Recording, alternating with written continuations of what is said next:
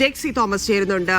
Shri Jake, ഇവിടെ ഇപ്പോൾ കേസെടുത്തു, കഴിഞ്ഞ ദിവസം അതായിരുന്നു, ഇല്ലെങ്കിൽ ഇന്നലെ വരെയുള്ള പരാതി അതായിരുന്നു. ഇപ്പോൾ FIR ഗുരുതരമായിട്ടുള്ള വിഷയങ്ങൾ, ഗുരുതരമായിട്ടുള്ള വകുപ്പുകൾ ചുമത്തിയുള്ള FIR ആണ് എടുത്തിരിക്കുന്നത്. ഇപ്പോഴും രാഹുൽ മാങ്കൂട്ടത്തിനെ കാണാനില്ല. ഇതൊക്കെയാണ് ഇപ്പോൾ സംഭവിച്ചുകൊണ്ടിരിക്കുന്ന കാര്യങ്ങൾ.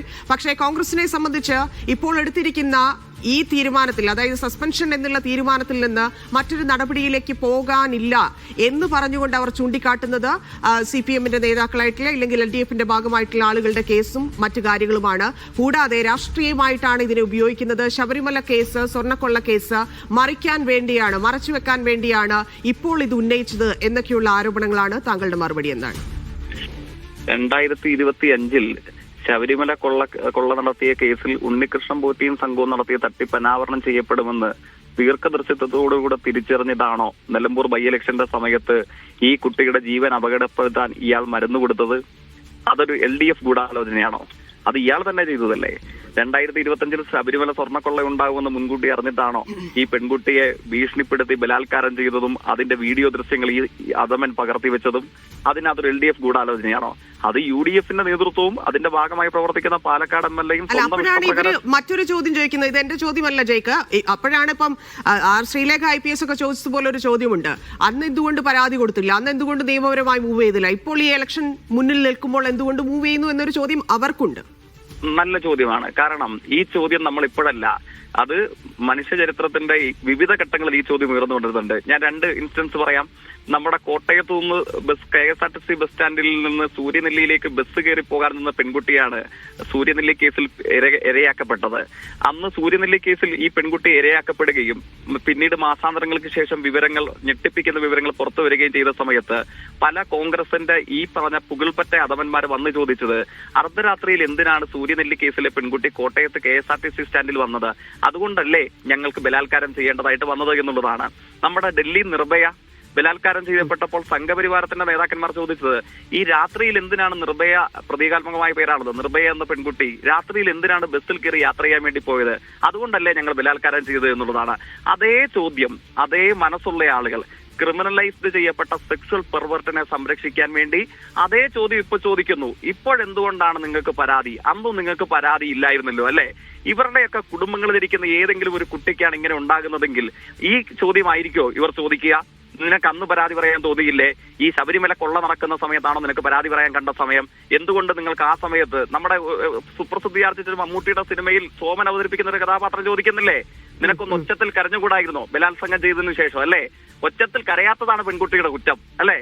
ഈ അധമ സംഘത്തിന്റെ വാക്കുകൾ എടുത്തു വെച്ചിട്ട് ചർച്ചയ്ക്കിരിക്കുന്നത് തന്നെ യഥാർത്ഥത്തിൽ നമ്മളെയൊക്കെ സംബന്ധിച്ചിടത്തോളം നമ്മളൊക്കെ അനുഭവിക്കുന്ന ഒരു അനിവാര്യമായ ഗതികേടാണ്. ഞാൻ അങ്ങനെ തന്നെ പറയുന്നു, നമ്മളൊക്കെ അനുഭവിക്കുന്ന അനിവാര്യമായ ഒരു ഗതികേടാണ്.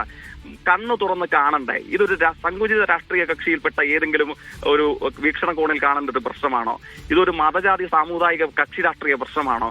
നമ്മൾ മനുഷ്യരൊത്തുകൂടുന്ന ഒരു സ്ഥലത്ത്, അത് ചാനലിലാണെങ്കിലും മാധ്യമ സ്ഥാപനത്തിലാണെങ്കിലും മതസമുദായ സംഘടനകളുടെ കേന്ദ്രങ്ങളിലാണെങ്കിലും രാഷ്ട്രീയ പ്രസ്ഥാനത്തിലാണെങ്കിലും രണ്ട് പേരുടെ MM ഹസന്റെയും അടൂർ പ്രകാശിന്റെയും പ്രതികരണങ്ങളിലെ താങ്കളുടെ പ്രതികരണം കൂടി ഞാൻ ചോദിക്കുക. ഇതൊരു CPM-ന്റെ കെണിയാണെന്നാണ് അടൂർ പ്രകാശ് പറഞ്ഞത്. മാത്രമല്ല MM ഹസൻ പറഞ്ഞിരിക്കുന്നത് ഈ സ്വർണ്ണക്കൊള്ളയിൽ നിന്ന് ശ്രദ്ധ മാറ്റാനുള്ള ഒരു ശ്രമമാണ് CPM നടത്തുന്നത് എന്നുള്ളതാണ്. സ്വർണ്ണക്കൊള്ള കേസ് എവിടെയും പോകുന്നില്ല, അതുമായി ബന്ധപ്പെട്ട് പാർട്ടി ഇതുവരെ നടപടിയെടുത്തിട്ടില്ല പത്മകുമാറിനെതിരെ. ആ കാര്യങ്ങൾ നിലനിർത്തിക്കൊണ്ട് തന്നെ CPM എന്ത് മറുപടി ഇതിന് നൽകും? CPM-ന്റെ കെടിയാണെന്നാണ് അല്ലെ ഈ കോൺഗ്രസ് നേതാക്കന്മാർ പറയുന്നത്. തൃശൂർ ജില്ലയിലെ മുൻ പാർലമെന്റ് മെമ്പറായിട്ടുള്ള കോൺഗ്രസ് നേതാവുണ്ട്. സമയം കിട്ടുമ്പോൾ ആ കോൺഗ്രസ് നേതാവിനെ വിളിച്ച് ചോദിക്കണം, CPM ഒരുക്കിയ കെണിക്ക് ഡൽഹിയിൽ എങ്ങനെയാണ് ഈ അധമനുമായിട്ട് ബന്ധം വരുന്നതെന്ന്. പത്തനംതിട്ട ജില്ലയിലെ KPCCയുടെ സെക്രട്ടറി പദം അലങ്കരിക്കുന്ന മറ്റൊരു കോൺഗ്രസ് നേതാവുണ്ട്.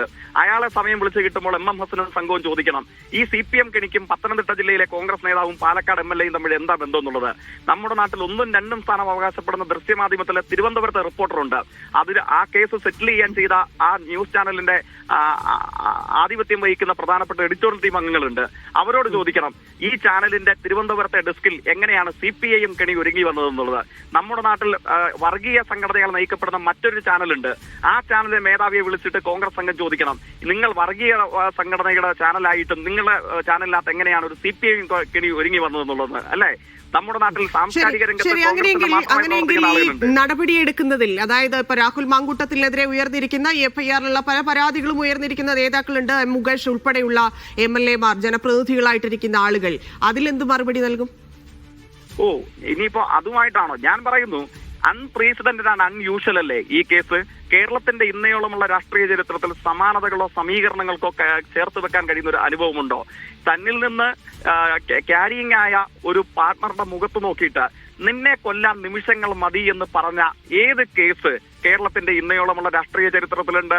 അതോടൊപ്പം തന്നെ ഈ പറഞ്ഞതുപോലെ നിർബന്ധിച്ച് വീഡിയോ കോളിലൂടെ യാതൊരു തരത്തിലുള്ള ശാസ്ത്രീയ മാർഗങ്ങളും അവലംബിക്കാതെ അങ്ങേയറ്റം മനുഷ്യത്വ വിരുദ്ധമായി കൊലപാതക സമാനമായ നിലയിൽ ഈ ഗുളിക കഴിപ്പിച്ച് ആ ചിത്രീകരണം നടത്തിയതിന് സമീകരണം ഏത് കേസിലുണ്ടായിട്ടുണ്ട്? 6, 7, 8 പേരടങ്ങുന്ന ഈ വിവിധ സംഘത്തിൽപ്പെട്ട തൃശ്ശൂരും പത്തനംതിട്ടയും പാലക്കാടും കേരളത്തിലെ പ്രഥമ സ്ഥാനം അവകാശപ്പെടുന്ന മാധ്യമ സ്ഥാപനങ്ങളും റിപ്പോർട്ടർമാരായി ജോലിയെടുക്കുന്ന പെൺകുട്ടികൾ ഉൾപ്പെടെ 7 or 8 പരാതിക്കാരെ ഒരുമിച്ച്, അതായത് സ്ത്രീവസ്ത്രം ചുറ്റിയ ഏതു ശരീരത്തെ കാണുമ്പോഴും ഈ അസുഖം തോന്നി അതിന്റെ ഭാഗമായിട്ട് ഈ കുഴപ്പങ്ങൾ സൃഷ്ടിച്ച ഏത് ആൾ, ഏത് അധമൻ നമ്മുടെ നാട്ടിൽ പ്രവർത്തിച്ചിട്ടുണ്ട്? അങ്ങേക്ക് ഒരു പേര് ചൂണ്ടിക്കാണിക്കാൻ കഴിയുമെങ്കിൽ ഞാനതിന് മറുപടി പറയാം. CPIM-ലോ ഇടതുപക്ഷത്തിലോ ഇയാളെ പോലെ ചേർത്ത് നിർത്താൻ കഴിയുന്ന ഈ അനുഭവങ്ങളുള്ള ഏതെങ്കിലും ഒരാളുണ്ടോ? ഒരാൾ ഉണ്ടെങ്കിൽ നമുക്ക് മറുപടി പറയാം, അതിന്റെ പേരിൽ ചർച്ച ചെയ്യാം.